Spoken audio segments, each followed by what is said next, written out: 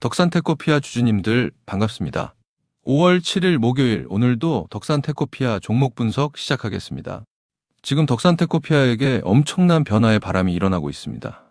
이게 과연 지난 3년간 적자의 안개가 걷히기 시작했다는 신호일까요? 이건 단순히 업황이 좋아지는 수준을 넘어 덕산테코피아가 준비해온 비장의 카드들이 왜 지금 이 시점에 폭발력을 갖는지 궁금하지 않으신가요? 오늘 이 소식들이 중요한 이유와 앞으로 덕산테코피아가 상승할 수밖에 없는 근거를 지금부터 명확하게 말씀드리겠습니다. 주가가 가장 지지부진하고 실적 발표가 두려웠던 덕산테코피아가 지금 가장 강력한 회복의 에너지를 품고 있는 이유는 무엇일까요? 작년까지만 해도 선제 투자에 따른 비용 때문에 수익성이 바닥을 쳤지만 올해부터는 그 투자가 매출이라는 열매로 바뀌고 있습니다. 영업이익 흑자 전환이라는 상징적인 숫자가 가시권에 들어왔다는 게 어떤 의미인지 아시나요? 시장의 불신이 확신으로 바뀌는 그 변곡점이 바로 지금 우리 눈앞에 와 있다는 것입니다. 오늘은 덕산테코피아의 운명을 바꿀 세 가지 키워드를 같이 확인해 볼 거예요. 첫째, 본업인 반도체와 OLED 소재가 다시 따뜻한 햇살을 맞이하며 실적을 견인할 수 있을까요? 둘째, 북미 시장을 겨냥한 전해액 사업이 단순한 기대를 넘어 실제 숫자로 찍히기 시작했을까요? 셋째, 전고체 배터리와 의약품 소재라는 새로운 성장 동력이 덕산테코피아의 체질을 어떻게 바꿀까요? 이 세 가지 질문에 대한 답이 풀릴 때 우리의 기다림은 수익으로 보상받게 될 겁니다. 여러분도 요즘 반도체 시장이 다시 살아나고 있다는 뉴스 자주 보셨을 거예요.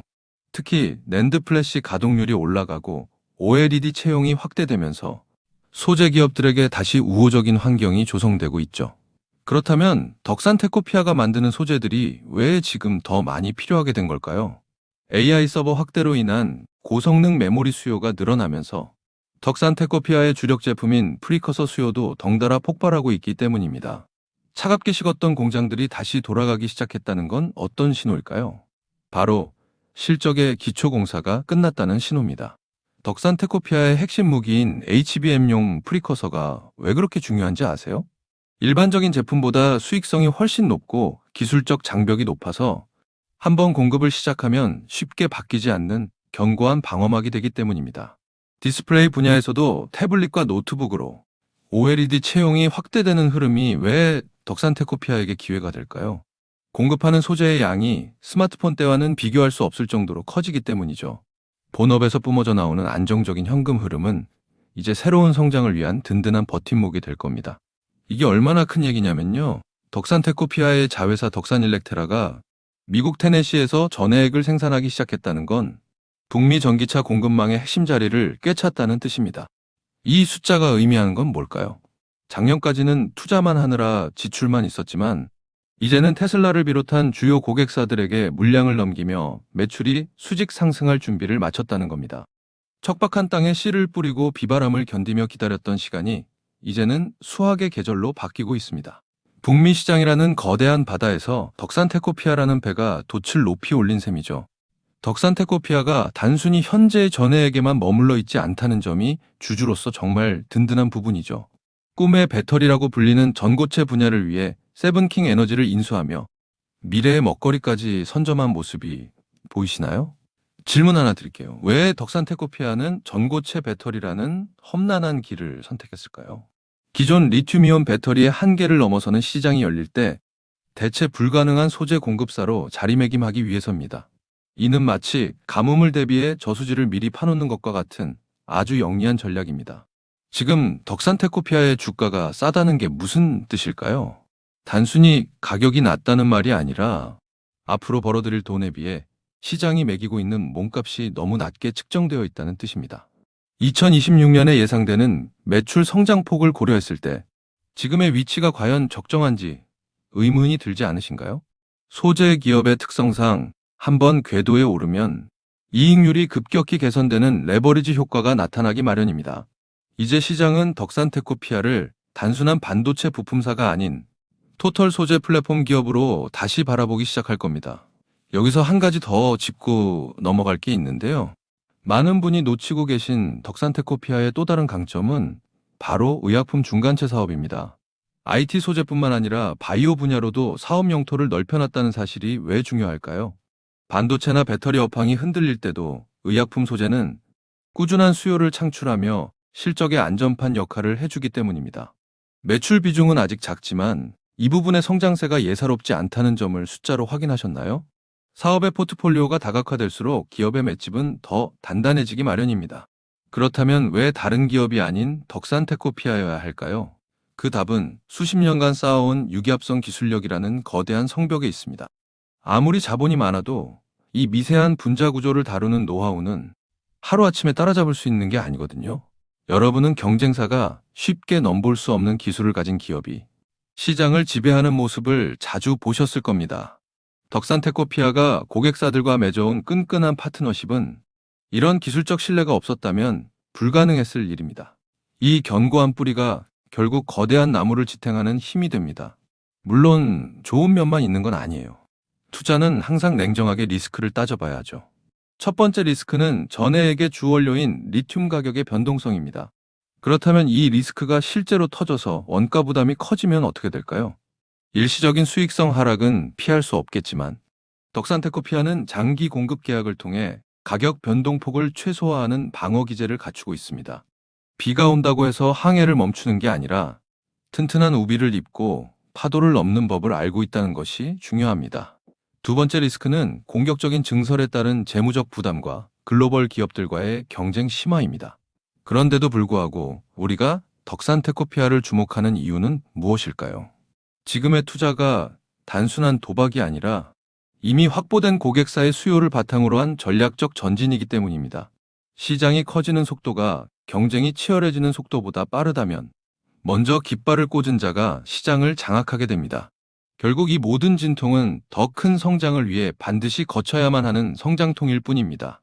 자, 지금까지의 이야기를 딱 세 줄로 정리해 드릴게요. 첫째, 본업인 반도체와 OLED 소재는 다시 봄날을 맞이하며 실적의 바닥을 확인했나요? 네, 확실히 돌아섰습니다. 둘째, 북미 전해액 공장은 실질적인 매출을 발생시키며 성장 엔진 역할을 하고 있나요? 본격적인 가동에 들어갔습니다. 셋째, 전고체와 바이오 소재가 미래의 가치를 높여주고 있나요? 플랫폼 기업으로 진화하는 핵심 열쇠가 되고 있습니다. 이 세 가지가 맞물리며 덕산테코피아의 가치는 재평가될 겁니다. 그렇다면 앞으로 덕산테코피아에서 눈여겨봐야 할 변곡점은 뭘까요? 가장 먼저 확인해야 할 것은 1분기와 2분기 연속 실적 개선세가 뚜렷하게 나타나는지 여부입니다. 또한 북미 전해액 공장의 가동률이 얼마나 빠르게 올라오는지, 그리고 추가적인 글로벌 OEM사와의 공급 계약 소식이 들려오는지도 핵심 포인트입니다. 이 신호들이 하나씩 확인될 때마다 주가는 새로운 층계로 올라설 준비를 할 겁니다. 안개가 걷히고 나면 누구보다 먼저 길을 나선 사람만이 목적지에 빨리 도착하겠죠. 오늘 덕산테코피아에 대한 모멘텀과 리스크 측면은 이쯤에서 설명을 드리겠고요. 지금부터 굉장히 중요한 내용 하나만 말씀드리겠습니다. 여러분, 제가 지금부터 여러분들이 어디서도 들을 수 없는 엄청난 이야기 하나만 드려볼게요. 최근 삼성전자, SK하이닉스 많이 오른 거 다들 알고 계시죠? 시총 1위 삼성전자는 단기간에 무려 4배가 올랐고 20만 원 하던 SK하이닉스는 100만 원까지 무려 5배가 올랐습니다. 그런데 수많은 전문가들은 아직도 더 상승이 가능하다고 말합니다. 일단 많은 분들이 HBM 때문에 오른 거 아니야? 아직 더 오를 게 있어? 여기서 하나만 확실히 말씀드릴게요. 이 HBM 때문에 올랐다는 말, 반은 맞고 반은 틀렸습니다. 진짜는 아직 시작도 안 했어요. 지금 시장이 주목하는 건 HBM 그 너머에 있습니다. 지금 삼성이 수조 원대 자금을 쏟아붓고 있는 기술, 아마 들어보셨을 겁니다. 바로 유리기판입니다. 그리고 지금 시장에 알려지지 않은 어떤 한 기업이 유리기판의 게임 체인저로 조용히 떠오르고 있습니다. 이미 삼성의 막대한 자본이 이 기업으로 흘러들어가고 있고 AI, 반도체, 2차 전지까지 세 가지 테마가 동시에 엮여 있습니다.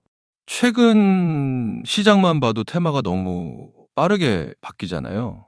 그런데 이 종목은 세 가지 테마가 동시에 묶여 있어서 꾸준한 상승이 가능하다는 겁니다. 그리고 지금 시점에서 가장 중요한 질문 하나 드려볼게요.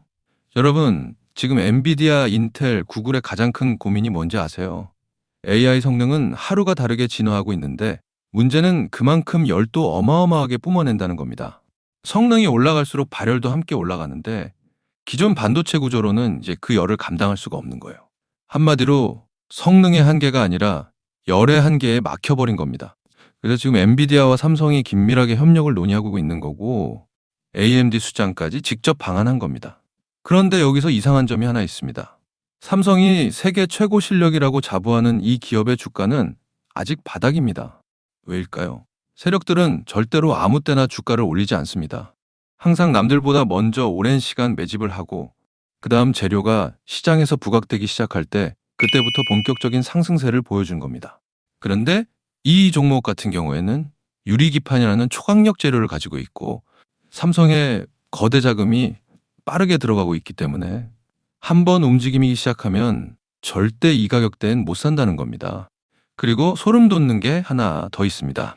제가 작년에 추천드렸던 원익홀딩스 기억하시죠? 똑같이 바닥권에서 횡보하며 장기 매집이 시작됐고 거래량이 본격적으로 튀어오르기 시작하더니 무려 8배 넘는 상승이 나왔습니다. 그런데 이 종목도 보면 어떻습니까? 바닥권에서 횡보하며 오랜 시간 매집이 진행됐고 거래량이 중간중간 강하게 튀어올랐습니다. 그렇다는 건 이 종목도 원익홀딩스만큼 상승이 나올 수 있다는 의미이고 거래량 볼륨이 원익홀딩스보다 더 크기 때문에 그 이상의 상승이 나올 수밖에 없다는 겁니다. 그리고 수급도 한번 보세요. 외국인과 기관들은 쉬지 않고 매수하고 있는데 개인들만 매도하고 있습니다. 전형적인 메이저 세력의 수급 패턴입니다. 게다가 최근 들어 기관들과 외국인들의 매수세가 점점 강해지고 있기 때문에 머지않아 본격적인 상승이 시작될 겁니다. 그래서 지금 시간이 얼마 남지 않은 만큼 정말 많은 고민 끝에 세력 매집주를 구독자분들께 100% 무료로 공개를 해드릴 거니까요. 대신 여러분들은 구독과 좋아요는 꼭 눌러주시고 지금 화면에 제 개인 번호 잠시 보이시죠? 여기 있는 번호로 매집이라고 2글자 남겨주시면 제가 직접 보내드리겠습니다. 지금까지 제가 추천드린 종목들 다들 기억하시죠? 원익홀딩스 8배. 이 수익을 가져가신 분들의 공통점이 딱 하나 있습니다. 먼저 알았다는 겁니다. 오늘 소개드리는 이 종목도 마찬가지예요. 차트는 이미 신호를 보내고 있고 외국인과 기관은 조용히 담고 있습니다. 이 기회를 놓치는 순간 지금 이 가격은 다시 오지 않습니다. 종목명과 목표가 그리고 매수 전략까지 정리된 자료를 저희 구독자분들께 바로 보내드릴 거니까요. 마지막으로 구독과 좋아요 이 2가지만 눌러주시고 상단에 제 개인 번호로 매집이라고 2글자 남겨주시면 제가 직접 보내드리도록 하겠습니다. 투자에서 수익의 차이는 결국 기회를 알아봤을 때 시도했느냐, 그냥 지나쳤느냐에서 갈립니다. 그러니까 저희 구독자분들은 이 기회 절대 놓치지 마시길 바라겠고요. 오늘 영상은 이쯤에서 마무리하고 저는 다음에 더 좋은 분석으로 다시 찾아뵙겠습니다. 감사합니다.